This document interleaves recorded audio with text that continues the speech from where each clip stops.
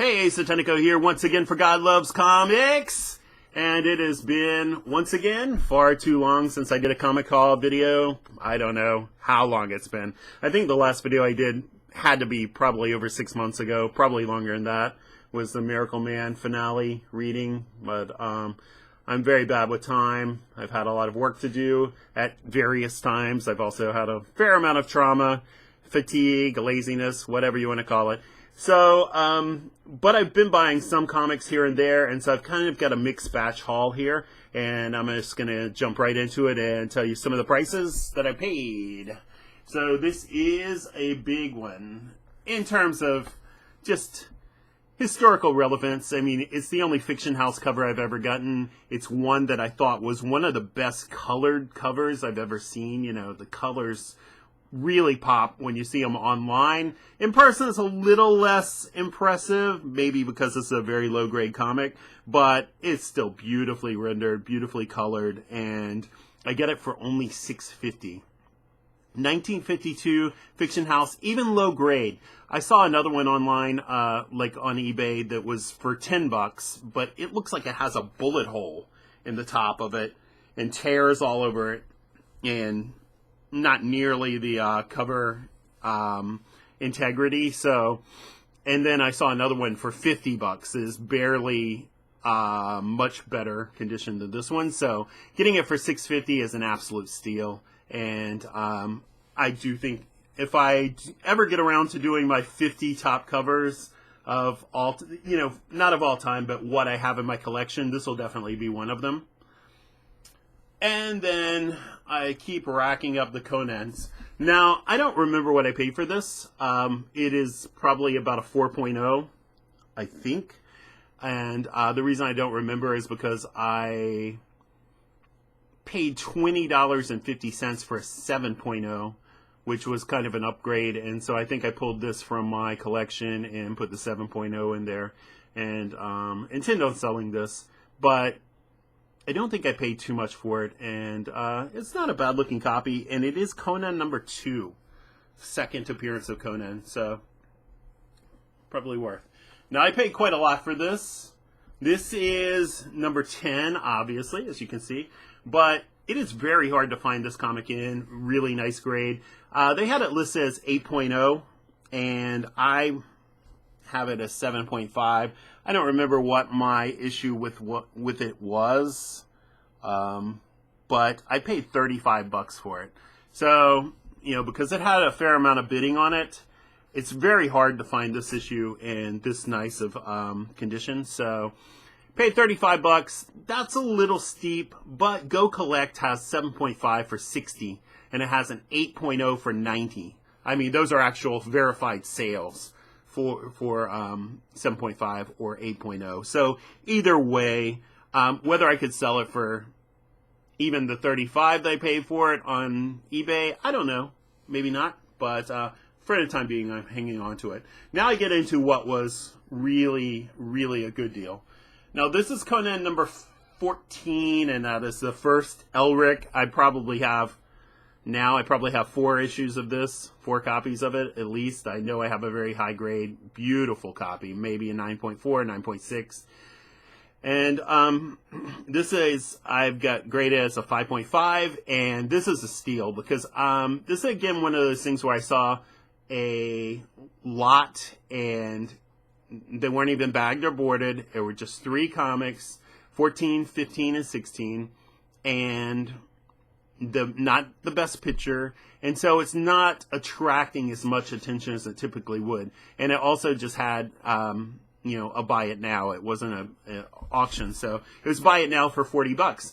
So, you know, looking at the pictures, I looked at them, and I was like, you know, I almost can't go wrong. This is easily a $40 comic. It's actually considerably more than that. And they were in better condition than I thought they might be when I got them. I think it has a few little issues, you know, certainly, but it's actually looking really nice in the bag. And so, on Go Collect has 3 sales of this at 5.0 for $65 each. And so 65 each, 3 verified sales, and so definitely if I bought this one and 2 other comics for 40 bucks. Great deal. The other comic is the 6.0, which is the second Elric, and this one also on Go Collect at 6.0 is selling for 48 bucks. So obviously already made my money back with either one of those issues. And then I got a relatively low grade copy of 16 4.0, and you know, anything you sell this for would be worth it. I mean, I think it's certainly still like maybe a $10 comic. So, good deal. And then I've got this Conan 17. I bought this separately, and again, it was just kind of listed and didn't get very much attention, and looked like it was in really nice condition, and so I could get it relatively cheaply. I got it for $5.50, so that's definitely a steal. Definitely a $10 book, but I would say probably a $15 on a good day, maybe a $20 book. 7.5, that's actually a really nice one. Then I paid a little bit more for these. This is 19. I've got many copies of this. I've got many copies of all of these. Several, I would say 3 to 4 copies of all of these Conans. I just got really hooked on collecting the Barry Windsor Smith stuff, which I never had access to. It was a little bit before my time growing up. This is a beautiful copy. This is 9.0. There were a lot of bidders on these, but people really bit hard on the 14, 15, 16, you know, which I showed you earlier, that I bought from a different auction. So I was able to get this one for $16.50, which would be a little bit pricey for a lower grade, but for a 9.0, which I'm just guessing, but it's in beautiful condition. A little bit of a miswrap, as you can see, the 2 is cut off there, but other than that, yeah, it's really nice crisp corners, not any noticeable or many noticeable spine ticks that are color breaking, so beautiful copy. And then I also bought 20. Again, I have multiple copies of this. And again, almost the same exact condition. I would say 9.0 or plus. I mean, both of these could easily be 9.2s, maybe even higher. But I think I'm being pretty conservative with 9.0 because the back covers also look good. And I paid $18.50 for this, which again would be a little bit steep if it wasn't such good condition, but it's beautiful condition. Now we're going to go from Conan to the natural progression of Girls Love Stories, of course. Now, I've grown to, like, if I see romance comics, let's move these so pull that back a little bit, and my shadow might not block the comics as much too. When I see romance comics, especially for a good price, I will buy them because I know I can resell them. This comic, there are no copies on my comics shop. On eBay, there was a copy for $28. There was a copy for $38. They were both fine and didn't look quite as good in condition as this one. This one's in really nice condition because anyone knows that the romance comics tend to get really beat up. And so if you can find them in nice condition, it's a real score. And when you can find them for this I paid $7.52 for this. So as I said, people trying to sell them for 28, 38 bucks, you know, it just depends. It helps if you can batch them with some other romance comics so you can draw in a lot of people that are looking for romance comics instead of just sticking it up there with a buy it now with just a loan. But and also I think this is I was going to say this is a Don Heck cover, but I'm wrong. It's a J. Scott Pike cover, and if you look closely right below her scarf or whatever that is, you can see Scott Pike. Yep, and it's a beautiful cover. J. Scott Pike went on to do a lot of erotica after he left the comics world, but and he also, I think, he was the artist on the very first appearance of Dolphin, who has now become part of the Aquaman universe. I guess the movie universe is and a love interest of Aquaman or someone in that universe. So beautiful work. And then we're going a different direction again. This is obviously Batman 366 with a Walt Simonson cover, and then it has Don Newton interior art. I always love Don Newton's art. I always like Walt Simonson's covers and his art as well, of course, who wouldn't? And very dramatic, with a little bit of a Will Eisner take on it with, the structure and the integration of the logo, even though not, I wouldn't say it's too Eisner-esque, but in very sort of exaggerated, figure poses from both Batman and the Joker. But around the issues where I was, picking up the Copper Age, Don Newton issues, 357, 358, etc., etc. This is one I never had, so I got this for, where did I put it? Yeah, $20.50. So that's actually a pretty good deal. I'd probably say this is it's got a fair amount of spine ticks, but other than that, it looks really nice. I'd probably say it's about 6.5. I'm just guessing. But so 2050. I think it had several bidders, but I think it's pretty good.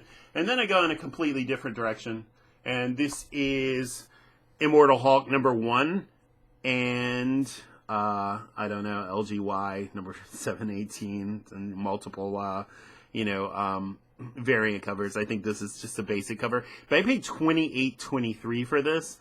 Again, multiple bidders for this. I wasn't that interested in it. I just bought it thinking that I could flip it. That might be of some value. I know it's got a lot of heat on it, but I don't know. I may have messed up. $28.23. Seems a little steep. It's kind of ironic here, too, that the two most expensive comics so far were the most recent. I mean, this is a 2018 book. The Batman came out quite a while back in 1983, but when you compare that to the Conans, which were 1970, and the $6.50 Fiction House, that was just 1952, and even the Girls' Love Story, which was 1960s. I mean, it's kind of ironic that the two most recent books are the most expensive. Now, this one is of very little value to anyone except aesthetically. This is Indiana Jones Chronicles. It was just part of the batch. I mean, the guy had a bunch of comics listed, of course. And so sometimes when you just know that you already have combined shipping, if you see some comics that nobody's bidding on, and in this case, this was $1.49. Nobody bid on it, so I went ahead and bought it. And the reason I bought it is because it has Gray Morrow inks. I really like Gray Morrow's art always. I would have liked for him to have done the cover, but Dan Barry, not the cover, but the actual art, but I think he just inked it, or maybe he did the finishes. But Dan Barry's also nice, and so I'm pretty interested in just looking through that, and although I haven't yet. Now we get into something that probably the most expensive book here that I paid a little bit for. Yes. This is Avengers number 80. You can see a really nice copy, beautiful copy. And it is the first appearance of Red Wolf. I was trying to bid on another one. I did bid on another one. And but I didn't want to go too high, and so I lost out. I can't remember. I think it was 77 or something. And I think it was the first meeting of Wanda and Vision, but that wasn't why I was. That's not why I was bidding on it per se. It was just had some beautiful Buscema art and. Anyway, whatever. It was one that I hadn't seen too often, up for auction. So I just kind of randomly moved on because he had Avengers in order, and I was like, okay, I'll take a shot at this one. This is actually Key, and I did win it. It wasn't cheap. I paid $51 for it, but they had it listed as an 8.5, and it looks legit. It's in a really nice bag, which may be a little bit deceptive, but it looks legit 8.0 and possibly an 8.5. Beautiful copy. So, I'm happy to have it. And one of the keys here. And then lastly, this one comes with a little bit of an interesting story. This is the comic strip Frank Frazetta. I'm not even sure if this is a legit book or if this is some kind of bootleg. But the interesting aspect of this, first of all, it has some beautiful work in it. I mean, of course. But it has, you know, some of Frazetta's strip work, White Indian, Lazy Bones, Heroic Comics, Battalier, Untamed Love, which is stunning, and White Indian, which is really exciting, in 60 pages. But this comes with the caveat that this is the smelliest comic I have ever gotten in the mail or put in my collection.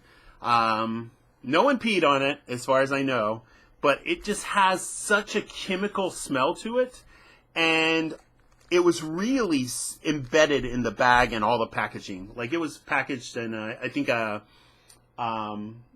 Priority Mail flat rate envelope, and then it was also in a bag, a different bag.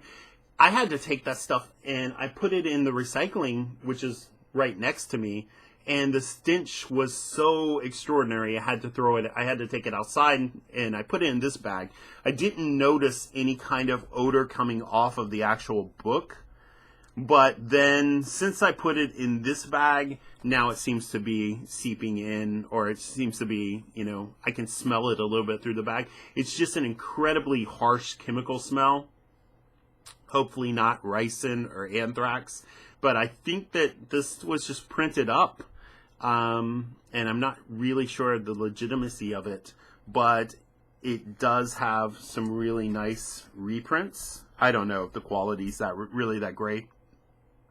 I did look through it, and it had a very strange sort of, the copyrights were very strange. Not related to Frazetta's estate, but perhaps whoever the named owners of the, I don't know, the newspaper syndicates, I'm not sure. But anyway, it's really worth looking through. I might want to do a feature on it, but it is the most toxic comic I may have. If it starts to seep through this bag, I may try to sell it, or I'll just have to quarantine it. That's a word that we're quite used to these days. But anyway, that's pretty much it for now. Hope I didn't take too long. And I've got some other really cool hauls. I've got a couple more that I'm just looking at. Stacks of books that I am pretty anxious to show. So hopefully I'll tape another one right now and upload it later. But thanks for listening. Appreciate it. Hope you like, comment, and subscribe. I rarely say that, and people rarely do that, but, you know, it's nice if somebody listens. It's especially nice if somebody comments. Thanks very much for listening. See you next time on God Loves Comics. Goodbye.